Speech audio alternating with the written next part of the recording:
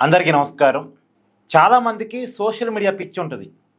Social media ద్వారా ప్రచారం పొందాలి, సోషల్ మీడియా ద్వారా ఫేమ్ సంపాదించుకోవాలి, సోషల్ మీడియాని చాలా బాగా ఉపయోగించుకోవాలి అనుకునే వాళ్ళు ఉంటారు. సామాన్యుల నుంచి సెలబ్రిటీల వరకు సోషల్ మీడియాని చాలా బాగా ఉపయోగించుకోగలిగే తెలివితేటలు ఉన్న వాళ్ళు ఉంటారు.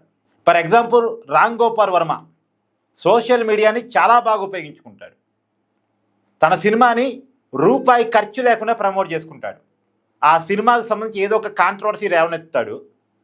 ఆ కాంట్రవర్సీ ద్వారా సోషల్ మీడియాలో, టీవీ ఛానల్స్లో రకరకాల చర్చలు ఉంటాయి. ఆ చర్చల ద్వారా తన సినిమా ప్రమోట్ అవుతూ ఉంటుంది. ఎప్పుడు రామ్ గోపాల్ వర్మ సినిమా తీసినా సరే ఏదో ఒక కాంట్రవర్సీని కావాలనే లేవనెత్తాడు ఆయన. ఎందుకంటే ఆ కాంట్రవర్సీ చుట్టూ సినిమా ప్రమోట్ అవుద్ది. రూపాయి ఖర్చు లేకుండా యాడ్స్ ఇవ్వడు. ఆయన సినిమాలకి, మీడియాకి యాడ్స్ ఇవ్వడు. యాడ్స్ ఇవ్వకుండానే యాడ్స్ ఇచ్చిన సినిమాల కంటే బాగా ప్రచారం రామ్ గోపాల్ వర్మ సినిమాకి జరిగింది. అలాగే నిన్న సర్వేలు చూసినా నాకు అట్ట అనిపించింది. Axis my India. ఇప్పుడు తమిళనాడు ఎగ్జిట్ పోల్కి సంబంధించి అనేక మంది అనేక రకాలుగా చెప్పారు. మెజార్టీ సర్వేలేమో డిఎంకే గెలవబోతుంది, మళ్ళీ స్టాలిన్ ముఖ్యమంత్రి కాబోతున్నారు అని చెప్పాయి. కొన్ని సర్వేలు మాత్రం హంగు రాబోతుంది, హంగు అన్నాడీఎంకే విజయ్ కలిస్తే, అన్నాడీఎంకే కూటమి ప్లస్ విజయ్ కలిస్తే వాళ్ళ అధికారాన్ని చేపట్టవచ్చు అని ఇంకొన్ని సర్వేలు చెప్పాయి. సరే, ఏమన్నా 1-2 సర్వేలు అన్నాడీఎంకే కూడా గెలవబోతుందని చెప్పాయేమో. కానీ విజయ్కి సంబంధించి అందరూ చెప్పింది ఏంటంటే చాలా నామినల్ సీటింగ్ వస్తుంది. ఒకరు 10 చెప్పొచ్చు, ఇంకోళ్ళు 20 చెప్పొచ్చు, ఇంకోళ్ళు 30 చెప్పొచ్చు, అంతే. 30 కంటే ఎవరు ఎక్కువ చెప్పలే. 30 సీట్ల వరకు విజయ్ గెలవచ్చు అని చెప్పారు. ఒక్కొక్కరు ఒక్కొక్క అంచనా చెప్పారు. మేజర్గా 30 కంటే గెలుస్తారు అని ఎవరు చెప్పలేకపోయారు. విజయ్ 30 సీట్ల కంటే ఎక్కువ గెలుస్తాడు అని. కానీ ఒకే ఒక్క సర్వే, యాక్సిస్ మై ఇండియా, వాళ్ళు మాత్రం విజయ్ దాదాపు మ్యాజిక్ ఫిగర్ని రీచ్ అవుతాడు, విజయ్ తమిళనాడులో గెలవబోయే అతిపెద్ద పార్టీ విజయ్ పార్టీ అని చెప్పింది survey. Axis my India 93 to 119 అనుకుంటే వాళ్ళు ఇచ్చిన ఫిగరు, సబ్జెక్ట్ టు కరప్షన్. కానీ డిఎంకే కంటే, అన్నా డిఎంకే కంటే ఎక్కువ సీట్లు విజయ్ పార్టీకే, టీవీకే పార్టీకే వస్తాయి అని చెప్పింది. నిజానికి ఆ సర్వే మరి వాళ్ళ అంచనాలేందో, వాళ్ళు ఎలా సర్వే చేశారో నాకే తెలియదు. కానీ అందరికంటే భిన్నంగా వాళ్ళు చెప్పారు. మామూలుగా సోషల్ మీడియాలో విజయ్కి చాలా క్రేజ్ ఉంది, విపరీతమైన క్రేజ్ ఉంది. గత కొన్నాళ్ళుగా సోషల్ మీడియాలో విజయ్ పేరు ట్రెండింగ్ నడుస్తుంది. కానీ సోషల్ మీడియాలో ట్రెండింగ్ నడవటం వేరు, గ్రౌండ్ రియాలిటీ వేరు కదా. గ్రౌండ్ రియాలిటీలోనేమో విజయ్ గెలిచే పరిస్థితి లేదు. విజయ్ ఏమైనా హంగొచ్చి అన్నాడీఎంకేతో కలిసి అధికారాన్ని చేపట్టినప్పుడు ఏమైనా ఒక డిప్యూటీ సీఎంఓ ఇంకోటో ఏమైనా అవకాశం ఉంటుంది. హంగు వచ్చి, అది కూడా నా అంచనా అయితే హంగు కూడా లేదు. తమిళనాడులో డిఎంకే కూటమి గెలవబోతుంది అనేది నా వ్యక్తిగత అంచనా. అయితే ఇక్కడ ఒక విషయం చెప్పుకోవాలి.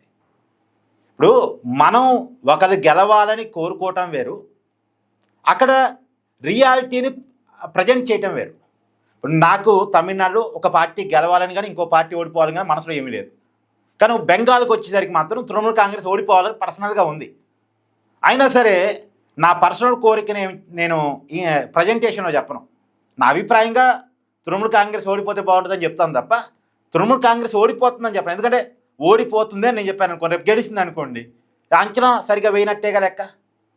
నేను బెంగాల్ ఎన్నికల వరకు వచ్చేసరికి ఏం చెప్తున్నాను, చిన్నపాటి కన్ఫ్యూజన్ ఉంది, టగ్ ఆఫ్ వార్ ఉంది, బీజేపీ టీఎంసీ మధ్య నెక్ టు నెక్ ఫైట్ నడిచింది. బీజేపీ బాగా పెరిగింది, తృణమూల్ కాంగ్రెస్ బాగా తగ్గింది. కానీ బీజేపీ అధికారంలో వస్తా లేదా అన్న చిన్నపాటి కన్ఫ్యూజన్ ఉంది. అంటే 77 సీట్ల నుంచి 145 సీట్లు సంపాదిస్తే అధికారం వస్తుంది. అక్కడ మొత్తం 294 స్థానాలు, అక్కడ వరకు వస్తా రాదా అని ఒక చిన్నపాటి డౌట్ ఉందని చెప్తున్నాను కదా. ఆ డౌట్గా చెప్తున్నాను. కానీ నాకు గెలవాలని ఉంది కాబట్టి బీజేపీ గెలిచింది 200 స్థానాల కన్నా ఎక్కువ వస్తాయి అని చెప్తున్నానా? లేదు. మన కోరిక వేరు, రియాలిటీని ప్రజెంట్ చేయడం వేరు. కానీ ఇక్కడ యాక్సిస్ మైండ్ వాళ్ళు నిజంగా వాళ్ళ కోరికనే ప్రజెంట్ చేశారా, నిజంగానే వాళ్ళ అంచనాలే అట్టు వచ్చాయో నాకు తెలియదు, కానీ విజయే గెలవబోతున్నాడు, విజయ్ సీఎం కాబోతున్నాడు అని చెప్పాయి.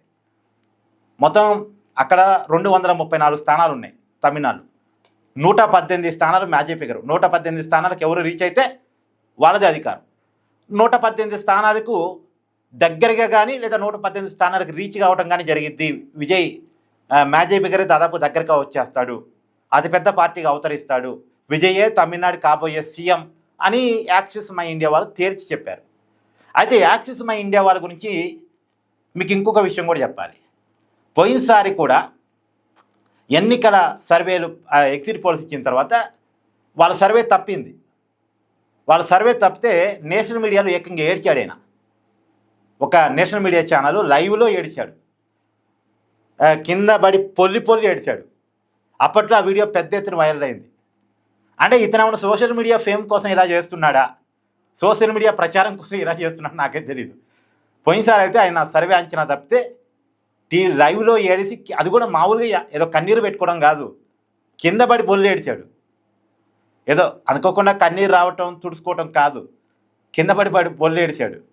సో ఇప్పుడేమో మళ్ళా అందరికనే డిఫరెంట్గా చెప్పాడు. అందరి దారిలో పోలా, నేను చాలా డిఫరెంట్ అన్నట్టు తమిళనాడు ఎన్నికల వరకు విజయ్ గెలుస్తాడని చెప్పాడు. చూడాలి ఈసారి కూడా మళ్ళీ అట్లాంటి టాక్టిక్స్ ఏమైనా చేస్తాడా, కింద పడి ఏడిచి బొల్లి. మళ్ళీ సోషల్ మీడియా అయితే ఫస్ట్ యాక్సిస్ మైండ్ సర్వే చాలా పెద్ద ఎత్తున వైరల్గా మారింది. ఎందుకంటే విజయ్ ఫ్యాన్స్ కావచ్చు, విజయ్ గెలవాలనుకునే వాళ్ళు కావచ్చు, విజయ్ గెలుస్తాడని భావిస్తున్న వాళ్ళు కావచ్చు, ఈ సర్వేని పెద్ద ఎత్తున వైరల్గా మార్చారు. సర్వేలు దాదాపు ఒక 50 సర్వేలు వచ్చాయేమో, లోకల్ మీడియా వాళ్ళు, నేషనల్ మీడియా వాళ్ళు, రకరకాల సర్వే సంస్థలు ఇచ్చిన సర్వేలు అన్నీ కలిపి ఒక 50 ఉంటాయేమో. ఆ 50 అన్నీ కలిపి ఎంత వైరల్గా ఉన్నాయో ఈ ఒకే ఒక్క సర్వే అంతకు మించి వైరల్గా ఉంది. ఈ ఒకే ఒక్క సర్వే. అసలు నిజానికి తమిళనాడు ఎన్నికల కంటే ఇంట్రెస్ట్ బెంగాల్ ఎన్నికల మీద ఉంది, కానీ బెంగాల్ మీద వచ్చిన సర్వేల కంటే కూడా తమిళనాడు మీద వచ్చిన ఈ యాక్సిస్ మై ఇండియా సర్వే మాత్రం వైరల్గా మారింది.